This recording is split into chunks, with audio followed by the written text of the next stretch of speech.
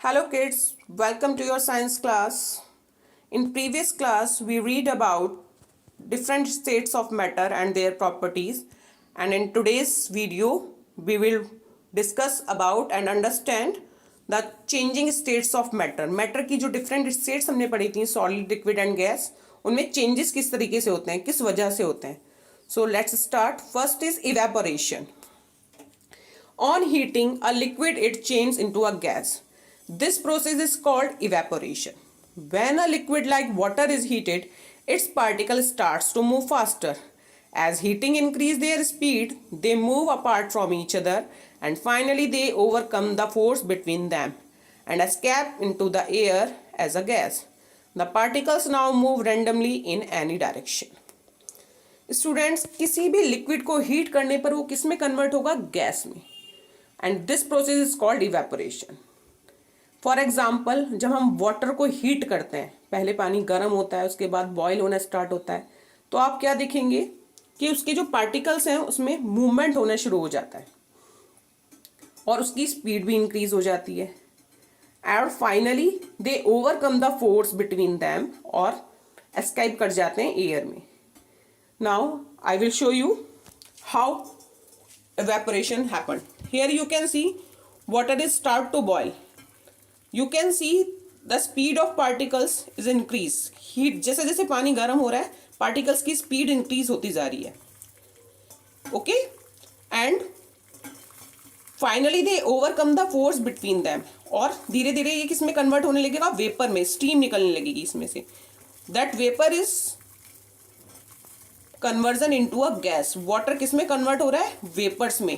That means एक liquid gas में convert हो रहा है. This is called evaporation. And students, when water is in this bowl, जब इस बाउल के अंदर है तो पानी इसी में है, लेकिन जब ये वेपर्स इसमें से बाहर निकलेंगे, they can move randomly in any direction. वो किसी भी डायरेक्शन में जा सकते हैं. Okay, as you can see in this one picture also, जब बारिश का पानी होता है, हम अपने कपड़े ड्राई करते हैं, वेयर वाटर गोज, वो सब पानी कहाँ जाता है? These all are the process of evaporation. ये सब इवेपोरेशन का ही प्रोसेस है. सन की हीट से वाटर गर्म होता है, वाटर वेपर्स बनते हैं और इवेपोरेट हो जाते हैं. Second is condensation. A gas convert into a liquid on cooling. This process is called condensation. When water vapours comes in contact with a cold surface, it cools down to form tiny water drops due to condensation. As the water vapor cools, the movement of its particles slow down and they become unable to move randomly. So they come closer and form the liquid. Condensation is just opposite of the evaporation. Evaporation heating करने पर होता है, condensation cooling करने पर होता है. और जो वाटर वेपर इवेपोरेशन की प्रोसेस में निकले थे, जब वो कूल डाउन हो जाते हैं, जब ठंडे हो जाते हैं और एक कोल्ड सरफेस की कांटेक्ट में आते हैं, तो वो किस में कन्वर्ट हो जाते हैं? वाटर ड्रॉप्स में. और इसी प्रोसेस को बोलते हैं condensation. As you can see here, now speed of particle is slow down. मैंने गैस को स्विच ऑफ कर दिया है और मूवमेंट नहीं हो रहा है पार्टिकल्स का कोई भी. और as you can see, water droplets on the plate. This process is called condensation. Here you can also see kettle से water vapors निकले हैं और अगर वो प्लेट के कांटेक्ट में आ रहे हैं जिसकी सरफेस कूल है, तो they will convert into water droplets. Third one is melting. A solid changes into a liquid when it is heated. This process is called melting. When a solid is heated, its particles start moving faster and finally a stage comes when they overcome the force of attraction between them. At this stage, the particles are more apart from each other as in case of liquid. Now you can understand why an ice cube melts to become water when kept in a warm place. Melting means पिघलना, सभी जानते हैं. कब होती है melting की process? जब कोई सॉलिड लिक्विड में कन्वर्ट होता है. कब? हीट करने पर, मीन्स गर्मी में. और इस प्रोसेस को मेल्टिंग बोलते हैं. In this picture you can see ice melts into water. Okay, now I will show you. You can see firstly ice is there and it melts. जब मैंने इसको फ्रिज से बाहर निकाल के रखा, it converts into water because it gets heat. इसको heat मिली. तो this process is called melting. At this stage, the particles are more apart from each other as in case of a liquid. Liquid में particles के बीच में force of attraction solids के comparison में कैसा होता है? लूज होता है.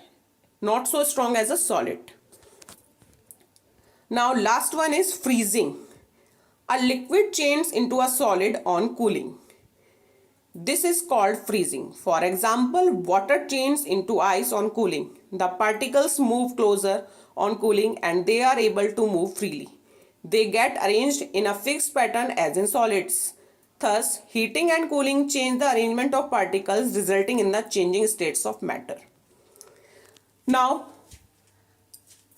students, अगर मैं जो melting हुई है, melting वाला जो liquid है उसको again put it in the freezer, what happen?